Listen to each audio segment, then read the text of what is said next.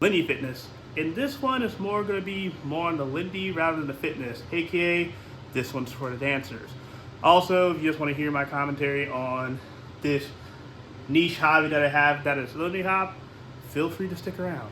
But anyways, um, I have something I need to terribly admit that I'm a gamer. I don't know why I'm acting like it's so terrible. Like I know a lot of gamers. But most specifically, I've gotten into Overwatch. Who are they, Ma? Beats me. Hooligans is what they are. 2. And it's a gaming franchise I never thought I'd be a part of.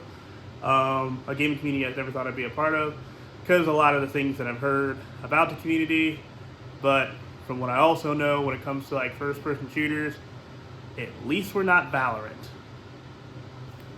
But anyways, so yeah, grew up gaming, playing like Super Nintendo and Sega Genesis and everything. Didn't kind of stopped after playing PS2 a bunch in college, and then kind of got back into it thanks to the pandemic. Shout outs to my homie, Black Retro Gamer and Wolfen Films. And because of that, I've made a lot of friends in the gaming community, and kind of got back in people who game a lot more. And thanks to us having groups of playing Deep Rock Galactic, which Rock and Stone. What do you guys think? I should be here. Tomorrow. Rock and Stone! Cheers! All my peeps who know that game, and getting into Borderlands 2 and 3. Damn it! These are human beings with lives and families and I'm totally kidding. Screw those guys. They talked me into Overwatch because the game's available for free, and I can play the game and get all the content without having to drop any money on it. The only thing I really have to spend is time and computer space. So, but in my time in learning this game with people, playing with these people who have thousands and thousands of hours in, and I'm only about 100 hours in, I think the last time I talked, I'll probably have a graphic to check what my actual time is. It made me think about how I wish my time as a beginner with Lindy Hop more related to my time in Overwatch with this group of people, because I'm very grateful of how welcoming they've been and also how encouraging they've been along the way. It has made me feel very loved and seen in a lot of ways and supported. And so anyways, it's like kind of like something I think I want people to think about when it comes to Lindy Hop and the dance community as a whole, since we're coming out of COVID lockdown and a lot of us are in rebuild mode with our communities. I think we need to kind of really think about how we nurture community in this scene. So without further ado, I'm gonna have to go into that and how my journey as an Overwatch noob has, I wish, resembled more of my time as a beginner in Lindy Hop.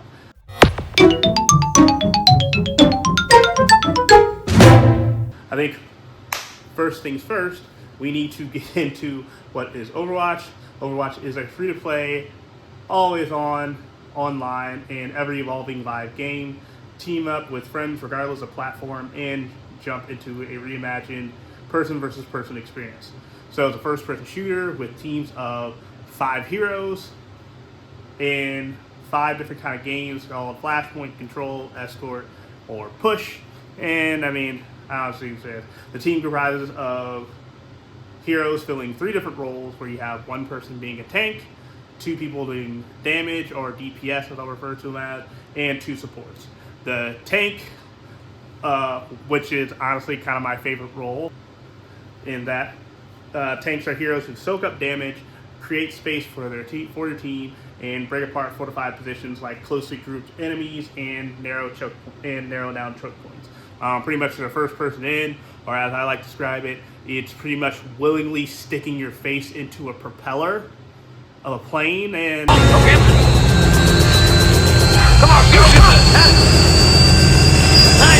opening up things for your teammates. It's not a fun time, but it's a role that works well for me. Damage or DPS, these heroes are responsible for seeking out, engaging, and defeating the enemies using their varied tools and abilities. Playing a damage hero means it is your duty to secure eliminations. And Lastly, and definitely not least, to support heroes, empower their allies by healing them, boosting their damage, and providing vital utility as support. You're the backbone of your team's survival. So yes, we have 3 very distinct roles. I think a big thing about this game, and anybody who plays Deep Rock Galactic, since they're like 2 team-based games with different classes, Deep Rock are teams of 4, where you have a scout, a gunner, engineer, and a driller. Just to get in that a little bit, it's a very distinct job. With if you don't have somebody, you can have teams with different makeups, but everything works smoothly when you have each person playing a role. So it makes teamwork a big deal. Teamwork is also a huge aspect of Overwatch. Like, all the roles directly impact each other. If a tank isn't creating space, DPS can't damage, and if the supports don't heal, everyone has a bad time. If the DPS don't flank to try and put pressure on the other team, while the tank is occupying space, the tank is going to have a bad time, which leads to everyone having a bad time.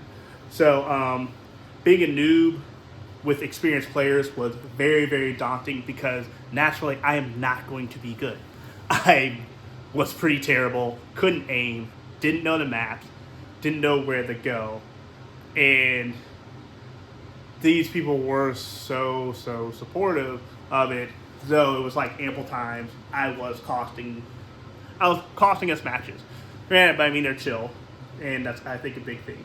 But I feel like sometimes as a beginner dancer, I didn't really have that chillness or grace a lot of times, and I think, I don't know why this kind of came up in my time with this game, but in a way it was.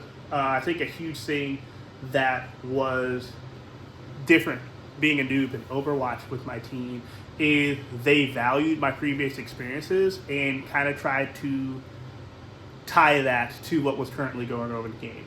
So me, a huge thing that's different about Borderlands, which is like another first-person shooter that has a lot of movement, pretty chaotic.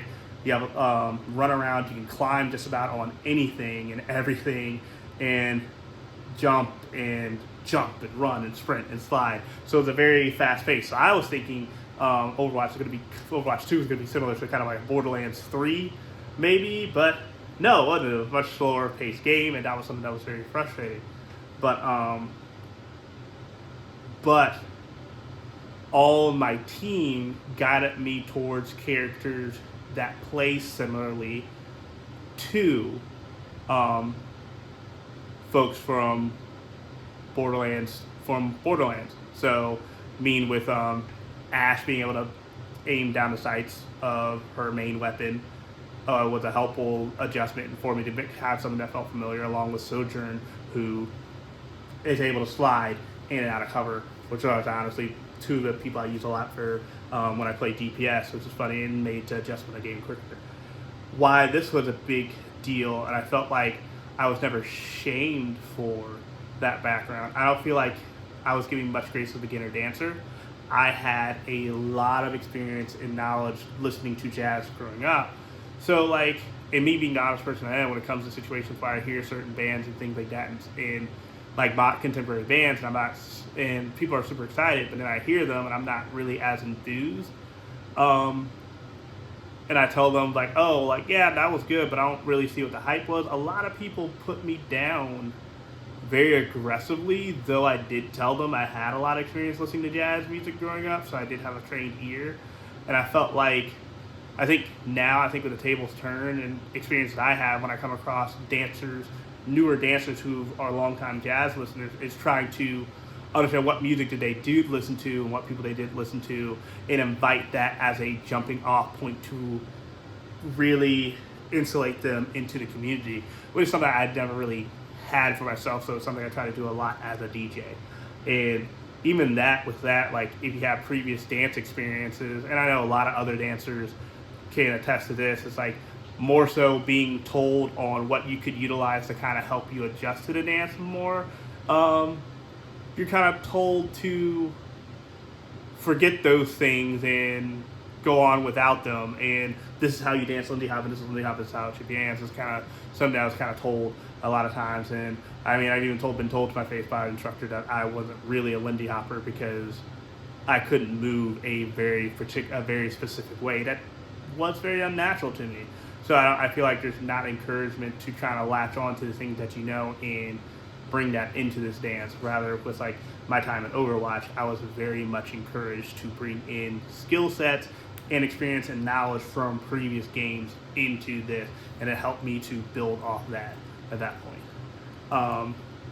Another huge aspect I wish I kind of got more of was just like being encouraged in things I did even when there was no objective information to show it.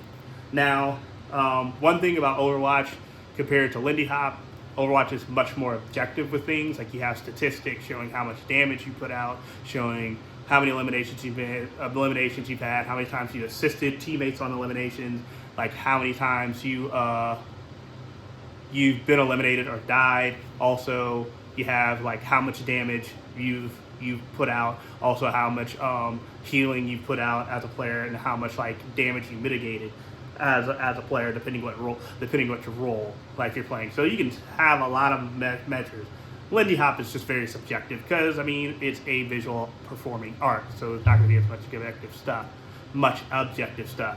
But a huge thing I've always appreciated, and this is something that's common in sports, and I've had to do as a coach, when I'm coaching track, also coaching basketball in time, is praising players for things that they do that don't show up on the stat sheet.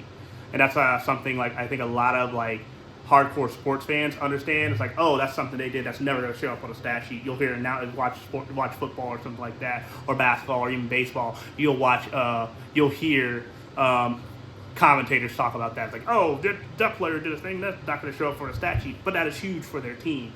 And I feel like a lot of times in my matches, my teammates really did that for me. I think there's situations where I was able to put pressure on an opposing sniper, missed every shot I took at them. But in the match, my friend Wolf was like, oh man, I like seeing what you're doing there. And that was a good play. And even certain plays that I make and didn't really kind of complete them, they would kind of praise me for it, even if I like died during which, and they were kind of encouragement.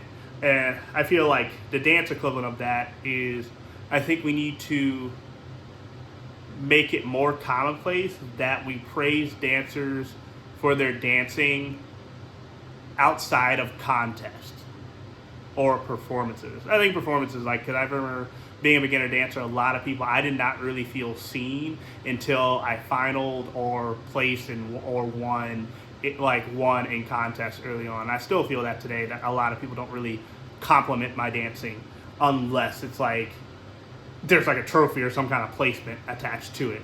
And to me, that feels kind of dirty. Like, especially like knowing how a lot of people's feelings towards contests are in this dance community, it's kind of weird that that's how we still do things. Especially now, things are kind of different with like social media, and like more dancers are posting videos of themselves dancing like regularly. I think it's like time that we need to make that more of a regular thing, and definitely make sure to praise the dancers off of social media, praise them to their face. Because if you see that somebody's doing something that's cool, especially if it's somebody who's on the lower like tier of like the social totem pole, as much as if you don't want to acknowledge that exists, there is a social totem pole. You need to tell them that you see them and you appreciate what they're giving, not only to like the dance but to the community in itself. And I think last thing, I never felt talked down to while getting criticism. Like in Overwatch, there's so many things where I could have been like, where I think my ignorance of the game could have been held against me, but I never felt that way from my teammates. They're always really good to encourage me on things, and they would give me little pointers of something to try, or like literally my friend Chris, we would walk maps. We would go into like different practice things, and we would walk maps, and he would like tell me, "Oh, this is a spot you might want to go, and this is a spot to go, and this is like a good place you want to go, and you want to be," and kind of show me the maps and help me memorize the maps quicker. Because he realized a lot of my issues was with positioning, and I didn't know where to go, and I think a lot of times I felt like with a lot of dancers I was around is I didn't know about particular things or particular social norms or just particular aspects about the community, and people kind of shame me for not knowing that. And I think you can't really hold that against me because I didn't know, or I wasn't in a position to really know. And I think that's something we gotta look out as we become more experienced dancers. And yeah, sometimes like beginner dancers or people just starting out could be a bit annoying or sometimes or a bit know-it-all-ish. But I think it's sometimes kind of need to like have a bit more grace and patience and educate and uplift people in a way to help them feel more included faster, especially if there's people with a large amount of enthusiasm that we want to keep around. Because eventually there will be the scene leaders in the future because we're not always going to be around forever. So, yeah, that's kind of my shtick of how my time in Overwatch kind of made me think a lot about my time as a beginner in dancing and like how I'm just like very grateful for this group of people to have, and I just want to kind of extend that out to more people to just as an example of like how to be good contributors to the community and help build our community up. So, well, once again, let me know if this is helpful, if it's informative. Like, share, and subscribe. If you like this content, let me know what other things you'd like to hear me talk about. And yeah, remember, love is love, gender is the spectrum, get your vaccinations, mask when you can, Black Lives Matter, and y'all have a good one.